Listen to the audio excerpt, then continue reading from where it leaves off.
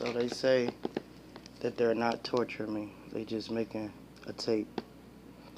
If I knew that they was just making a tape and not torturing me, how would I know this? They say they ain't had no clue about the girl identity, but I say she had ID with her friend.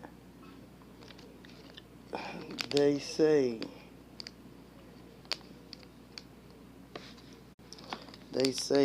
they met her at the bus stop, but in fact it was her cousin. That's how they ain't gonna be able to get around. They all tried to say they called me for this person that was at this age and that was good for me.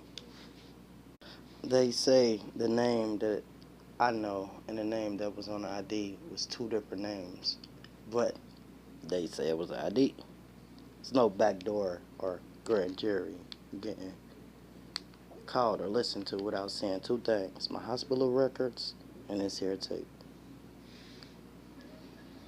Now, this is how you know they're actually talking to me and torturing me, and we're not in no house.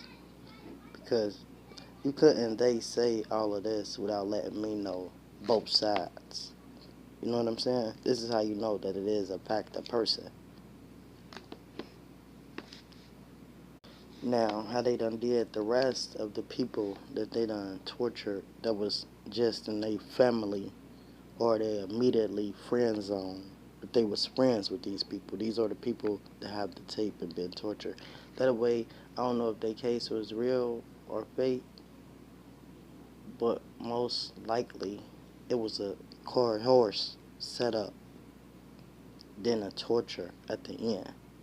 Because if it involved more of the other people than it do to one person, that's how you know that it was 100% set up.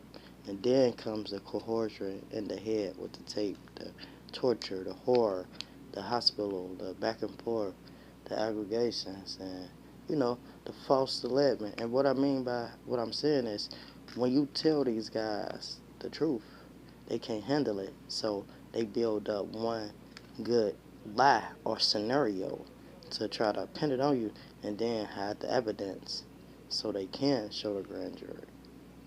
And then when the grand jury found out they had the evidence, I don't know if they helped dismiss it with them, but it's there. Let's hope that that ain't the case.